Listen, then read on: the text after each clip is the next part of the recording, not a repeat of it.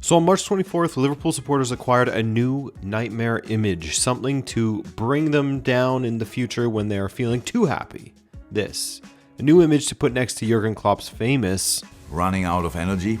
Mo Salah, the Egyptian king, is leaving Liverpool. Prepare yourself for May 24th, 2026. A club legend, a Premier League legend, and one of the faces of both, really, in the modern era. I mean, I think when people look back on the Liverpool side that was revived from their banter era, Klopp and Salah will be the two faces that come to mind, player and manager, or manager and player. I said that backwards. If Klopp was the mastermind, then Salah was the one who made the plan possible. Yes, of course, credit to guys like Virgil van Dijk for keeping the other end of the pitch safe. Massive credit to Alisson, the signing that tipped the scales or released the success floodgates, in my opinion, after years of putting up with a Mignolet or a Karius. They will likely be looked back upon as Liverpool legends in their own right. But Mo Salah is a Premier League legend, make absolutely no doubt about that. His arrival saw him do something unbelievable. While last season proved that years may pass, he may have been older, but the football hadn't left him. He still had that in him. So let's have a more stream of consciousness chat here. And first off, I wonder if there's any regret there now. Knowing when to leave is an incredibly difficult thing. Coming off of the season that Salah just had, where he was back to his absolute best for Liverpool, where Liverpool were once again Premier League champions. In an ideal world, that would have been how he closed his Liverpool chapter. That would have been an unbelievable high to leave the club with. Hard to top it after that. Now, of course, the season so far, the clashes with Salah, the public decrying of someone trying to push him out of the club, the lack of form that he has had in the Premier League, none of that can undo what he's done for Liverpool in the past. Sure, it would have been great to leave last season, but you can't fault him and the club for wanting to keep the story going. But man, what a story it was. I can say I will give 100% and I give everything for the club. Really, I want to win something for this club. Solanke, Salah, 1-0 Liverpool. There's the record for Mohamed Salah. I still remember so vividly when he signed for Liverpool, because it was the same year where I was just starting to take my channel more seriously as I could. I was still working as an editor and producer at Watch Mojo, but I remember so clearly working in the mornings before work, in the evenings after work, and on weekends on videos. One of those in the summer of 2017 was an in-depth look at Mo Salah's life and career, leading all the way up to his Liverpool signing. What's up? My name is Adrian from Rabona TV, and just before we continue with Mo Salah, I just wanted to let you know that we have a playlist full of bios on the most exciting players and managers in the game right now. Man, it's a trip looking back on those old videos. I remember working on it so vividly because it's one of the first videos of mine that really popped off. Before that, if I got like 3,000 views, I was popping champagne, you know? But that video is at over 300,000 views, and it's not even one of my best videos, in my opinion. Rudimentary editing, blah, blah, blah. But I'll never forget it. I had friends coming to town to go to Oshiaga Music Festival. I worked through the weekends to get it done, got it done, published it, then went and partied. Now, in an entire Mo Salah Liverpool lifespan, I have an 8-month-old on the other end of that timeline. What a trip. But that 2017-18 Liverpool team was absolutely incredible to watch. I think to this day, that is some of the most fun I have had watching a team that wasn't my own. That Champions League run they went on, the quarterfinal against Manchester City. Ugh. What a finish! What a moment! Mohamed Salah writes his name into the annals of Anfield history. Salah's goal in the second leg to really kill things off, the peace of mind to pull that deft chip over Otamendi. Absolute disaster final if you're a Liverpool supporter, but the semi-final was fun to watch as well against AS Roma. They almost collapsed, but it was a good one. But the beginnings of the Salah, Mane, and Firmino attack in that Klopp team was special to watch. And of course, you had Salah doing something that was never, ever expected of him, breaking the record for the most goals in a Premier League season during the 20-team era, of course, of which Haaland then broke that record. But remember, when talking about Salah's output, the guy is a winger. When you look at the list of the all-time top scorers in Premier League history at Liverpool, Salah's top of the list by a long shot. In Premier League history at large, he's 4th. Assists, more than even Steven Gerrard. So he's in the top 10 for both goals and assists in Premier League history.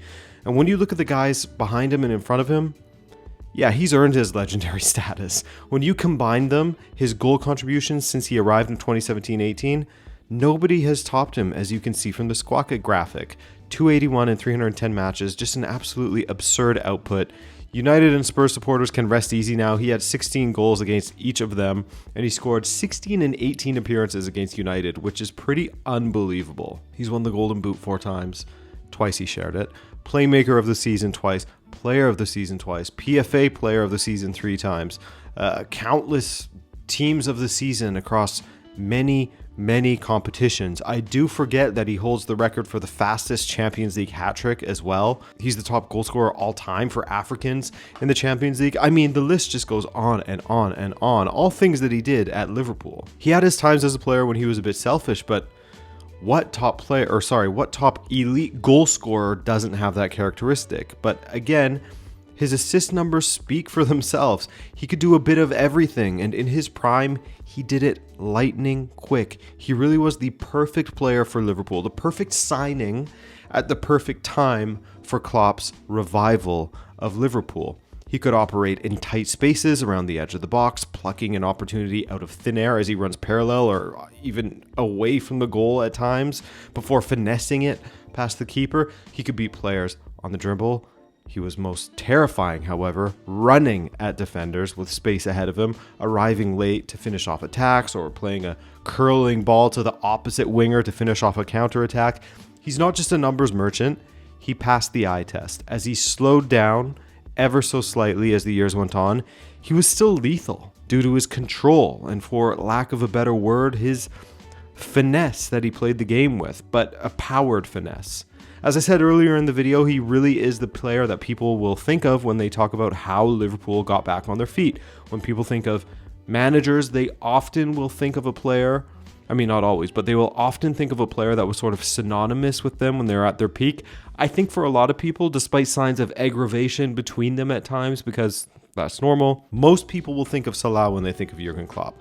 And when they think of Klopp, they'll think of the transformation of Liverpool that they went through under him, and the goals and assists from Salah that powered that transformation. From a Premier League perspective, while he has 2 Premier League titles, it's a bit of unfortunate timing that this Liverpool revival happened at the time of Pep Guardiola's City and their dominance. The 98 to 97 point season is a particularly tough pill to swallow. Like, imagine you managed to accumulate 97 points, enough to win the Premier League in every single season of its existence except for 3 seasons, one of which being the one you're competing in. That's unbelievable amount of bad luck. 2021-22, you get 92 points, enough to win the Premier League in all but 7 of the seasons in its entire history, and City top you again. That's insanely bad luck to exist at the same time as this City. But even so, he has absolutely done enough to cement his legendary status in the Premier League. And what I was saying about the rebuilding, sorry, this is the bad part of not overly planning a video. You get a more conversational feel, but you also have me circling back to a point over and over to finally finish it. When you look at some of the best Premier League players of all time, whether you're looking at goals, assists, titles, all of it, it's an impressive list, right? One thing that you'll notice with a lot of them, not all, but a lot of them, is that they joined a winning project or a team that was already dominant. Now, with hindsight, it's easy to say that Salah joined a good project, but at the time, he got in at the ground floor. He joined a team that was still very much in the building phase, that was still cycling out players from a previous era at the club, had just finished in 4th the season prior, where others joined clubs that were already winning and got to flourish because of that success. Salah helped to build a winning club and flourished from the beginning of their trajectory until winning their first title together, the Champions League in 2019, and for years after that as well. Now, I said it's difficult to know when to leave. That is kind of a skill to do so. Toni Kroos is the first example that pops into my mind. But given Salah signed a 2-year deal last April, he's leaving a year earlier, and it does feel right. Yeah, of course everyone wants that Toni Kroos win the Champions League and La Liga and ride into the sunset, ending to their time with the club. But people rarely get that, so I guess in the end he has shown that sensibility of knowing it's time to go, and man, will it ever be weird not seeing him in a Liverpool shirt. As for Liverpool, those guys are screwed.